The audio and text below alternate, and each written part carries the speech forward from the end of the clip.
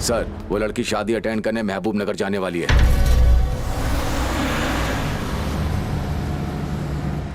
उड़ा दो उसे।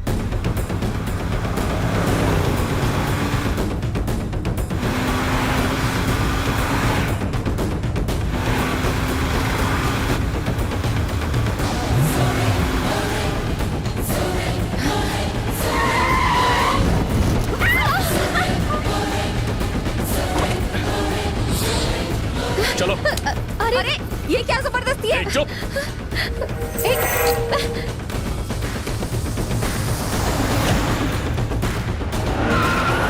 आलिया, मेरी बात गौर से सुनो। मिनिस्टर दिलेश्वर राव तुम्हें मारने की कोशिश कर रहा है। वो मुझे क्यों मारना चाहेंगे? क्योंकि वो तुम्हारे अंकल हैं। ये लो, देखो इसे। मैं बहुत दिनों से तुम्हें मारने की प्लानिंग कर रहा था और ये काम मुझे दिलेश्वर ने करने को कहा था।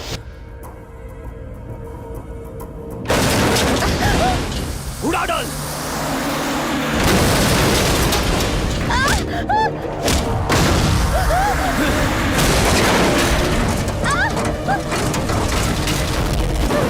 ठोक दे जल्दी।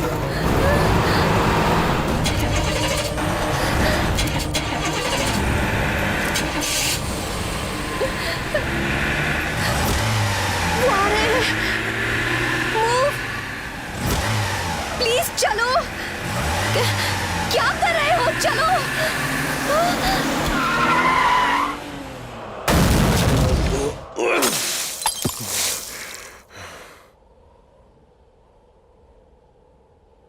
जब तुम्हारी फैमिली ने सालों पहले तुमसे सारे रिश्ते तोड़ दिए थे, तो फिर तुम्हें मारने की कोशिश करने का क्या लॉजिक है? इसका जवाब तो तुम्हारी फैमिली से ही मिलेगा। जब तक सच पता नहीं चलता, संभल कर रहना होगा। तुम बिना किसी स्वार्थ मेरी मदद कर रहे थे और मैंने तुम्हें गलत समझा। I am sorry. बचपन की आदतें इतनी जल्दी नहीं छूटती। चलो मुन्नी।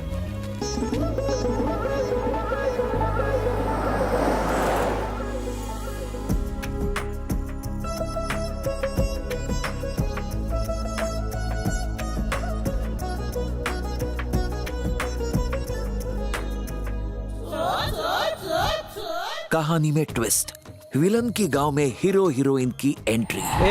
अपनी पकाऊ कहानी से हम लोगों को मारने की बजाय सीधा उस विलन को क्यों नहीं मरवा देता? जरूर मरवाऊंगा। एक धांसू क्लाइमैक्स सोचने के बाद सबकी वाट लगाऊंगा। हर हॉल में मेरी फिल्म लगेगी। बेस्ट स्टोरी का अवार्ड मुझे ही मिलेगा।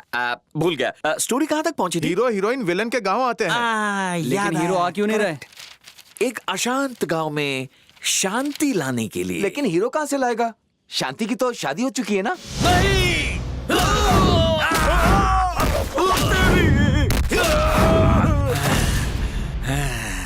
जंगल के शेरों को हमारा हीरो भीगी बिल्ली बना के रख देगा। लास्ट में मेरे डायलॉग बोल के वो ऑस्कर उठा लेगा। भाई लोग, कहानी किस मोड़ तक पहुंची? हीरो हीरोइन गाड़ी में गांव आते हैं। सही बोला। ये लोग कौन है? बाइक रास्ते से हटा। नहीं हटाए तो क्या कर लेगा? मार खाने के बाद हटाएगा। मुझसे पंगा मतलब सीधा यमराज से पंगा। अरे तेरी तो। तू तड़ाक से बात करता है। मुझ पर क्या तेरा दूध का कर्ज है? बिल्कुल है। 10 पेंसिल, 3 ज्योमेट्री बॉक्स और 200 कंचे। 200 कंचे? ओ, अबे गधे, ठीक से देख, मैं मुन्ना हूँ। मुन्ना? तो मुन्ना है कि मामूली? उसके लिए एक टेस्ट लूंगा। और वो क्या टेस्ट है? एक ट्रेन मेरे गांव से गुजरते हुए 150 की स्पीड से जाती है, तो मेरे दादा की उम्र क्या होगी? तुम्हारे दादा की उम्र सिंपल, डिम्पल कपाड़िया।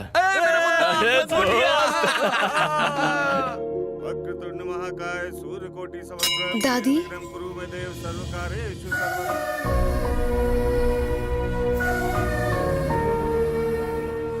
जिस दिन उन्होंने तुम्हें और तुम्हारी माँ को घर से निकाल दिया, चाहकर भी मैं कुछ नहीं बोल पाई। कुछ दिन बाद मैंने तुम्हारे पापा को सब कुछ सच सच बता दिया। उन्होंने घर छोड़ने की बात की। रुको, कल चले जाना। पहले मेरी चिता को अग्नि तो दे दो, फिर जो मन में आए करना। ऐसा मत कहिए। सबको लगा कि वो कुछ दिन बाद दूसरी शादी करने के लिए राजी हो जाएगा, लेकिन नहीं। उसने तुम्हारी माँ की याद में अपनी पूरी जिंदगी बिताने का फैसला कर लिया। उस गम में वो दिन रात शराब पीने लगा।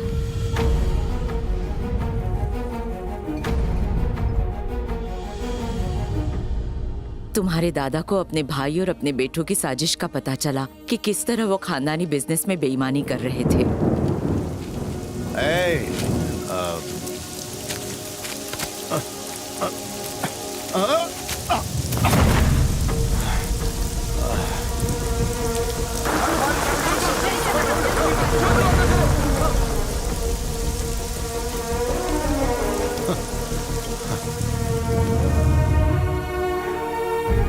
कुछ महीनों बाद तुम्हारी माँ की लिखी चिट्ठी दादा के हाथ लगी।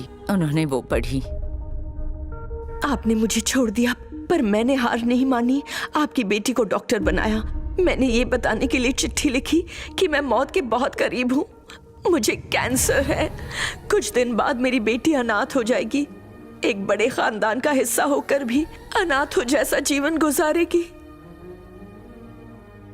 उसे आपकी प्रॉपर्टी की जरूरत नहीं है। बस त्योहारों पर आप उसे अपने घर बुला लेना। आपने अगर इतना भी किया तो मैं सुकून से मर पाऊंगी कि मेरी बेटी का भी एक परिवार है। ये मरने वाली की आखिरी ख्वाहिश है। मुझे यकीन है आप इसे पूरा करेंगे। उसी दिन तुम्हारे दादा ने वकील को बुलाकर अपने हिस्से की जायदाद तुम्हारे नाम कर दी। आज के बाद मेरी पोती एक राजकुमारी की तरह इस घर में रहेगी।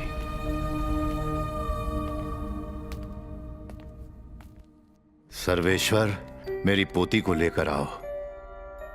सो रहे हो क्या? ठीक है।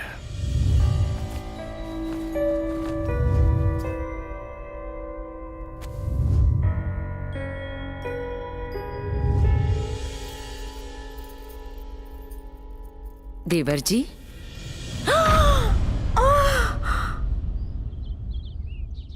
जहां वो लोग थर्मल प्रोजेक्ट शुरू करने वाले थे, उन्हें पता चला वो जमीन तुम्हारे नाम पर है। खानदानी जायदाद एक छोटे परिवार की लड़की को मिले, ऐसा होने नहीं दूंगा मैं। हे, उस अनाथ को ढूंढ निकाल और मार दे। और ख्याल रहे, इसमें हमारा नाम नहीं आना चाहिए। मुझे कोई प्रॉपर्टी नहीं चाहिए। उनसे कह दो, जहाँ वो चाहेंगे मैं साइन कर दूंगी। पर यही तुम्हारी माँ और दादा की आखिरी इच्छा थी। दादा तुम्हें एक राजकुमारी और माँ उस परिवार का हिस्सा बनाना चाहती थी। आलिया, उस पिता के पास नहीं जाना जो सिर्फ तुम्हारी यादों के सहारे जी रहे हैं। मैं अपने पापा से मिलना चाहती हूँ, उन्हें गले लगाकर रोना चाहती हूँ, लेकिन बस कुछ मत कहना। मैं तुम्हें तुम्हारे पापा से मिलवाऊंगा और उस घर में भी ले जाऊंगा। इतना ही नहीं, तुम्हें उस घर में राजकुमारी का दर्जा दिलाऊंगा। ये जानते हुए भी कि वो हमें मारना चाहते हैं, उस घर में कैसे जाओगे? ये मेरी जिम्मेदारी है। तुम्हें घर से निकलवाने वाला मैं ही था और ले जाने वाला भी मैं ही हूँ। क्या कहा? उस घर में घुसेगा? वहाँ के लोगों का गुस्सा 100 डिग्री से शुरू होता है। ये मजाल! एक गरीब आदमी को कार्ड देने के बाद इस घर में आने की हिम्मत कैसे की? शादी का पहला कार्ड धनेश्वर को जाता है। और उसका जो बड़ा बेटा है दिलेश्वर राव, बाप से भी बड़ा शैतान है। और छोटा नवाब है जंगमेश्वर राव, चिंदी से मैटर पर भी मर्डर कर देता है। थाने का जमाई है वो। एक लड़की ने उसकी शादी रुकवा दी तो उसे किडनैप करके सालों से नौकरानी की तरह घर में रखा है। जानता है वो लड़की कौन है? वो छोटी लड़की याद है, राजलक्ष्मी? ये वही है। ओ, उस घमंडी की चुगली करने की आदत गई या नहीं? छोटी बेटी केदारेश्वरी इन सब की नानी है। दिखाई नहीं देता मैं यहाँ बैठी हूँ। सुहाग रात को उसके पति ने मजाक में उसे फुटबॉल कह दिया। फिर क्या था, रोनाल्डो की तरह ऐसी किक पड़ी कि पता ही नहीं चला पति कहाँ चला गया। इस घर में एक से एक नमूने रे बाबा। एक मिनट, 13 साल पहले जो लड़का घर से भागा था उसकी कोई खबर? पिचेश्वर, वो आज तक गायब है। कल लौट आएगा।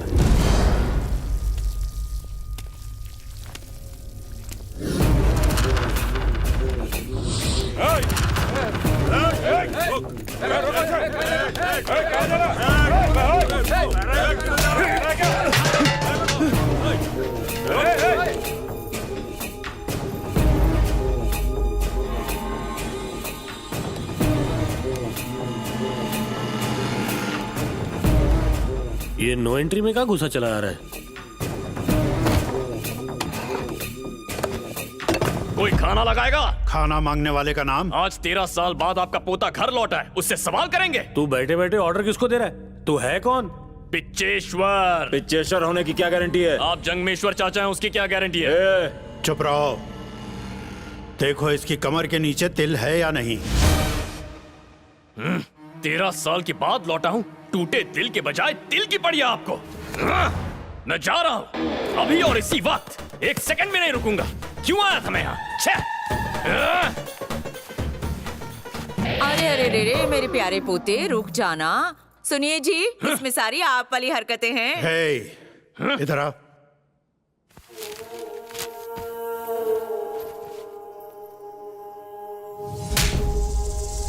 इतने सालों तक कहाँ था? नागपुर में था। नागपुर में क्या कर रहा था? शुगर फैक्ट्री में शुगर की टेस्टिंग करता था। बेटा यहाँ। अब बेटा याद आ रहा है। ये बताओ मम्मी कहाँ है? बेटा वो मर चुकी है, ये फ्रेश माँ है। हाँ? मेरी उम्र की लड़की से शादी की, अब मेरा क्या होगा? शांत हो जा, बाप हूँ तेरा। बड़ों को रिस्पेक्ट देना सीख। रिस्पेक्ट लेनी है तो देना सीखो। इस घर में एक बुढ़ा और था, वो कहाँ है? निकल लिए। और वो दिल्ली चाचा, वो भी टपक गए क्या? बड़ा भाई मिनिस्टर बन चुका है। ऐसा चीटर मिनिस्टर नहीं बनेगा तो क्या स्कूल मास्टर बनेगा? शांत, जाके खाना खा ले। छोटे मालिक, भोजन ग्रहण करने से पहले हाथ मुंह धो तू लो। एक्स्ट्रा मस्का क्यों मार रहा है बे? मैं इस घर का सेवक हूँ मालिक, यहाँ काम मिला, ये मेरे पिछले जन्मों का पुण्य है। ज्यादा विनम्रता मतलब जहरीला इंसान। बिना विनम्रता इंसान पशु समान है। मुझसे मुंह लगने के बजाय हाथ मुंह धो लीजिए ना। अरे देखो, मेरे वो आ गए। ये कौन है? मैडम के पति, इस घर के घर जमाई। बैकग्राउंड म्यूजिक क्यों चेंज हो गया? अरे ऐसा मत कहो, ये ज्ञान मूर्ति ध्यान मूर्ति है।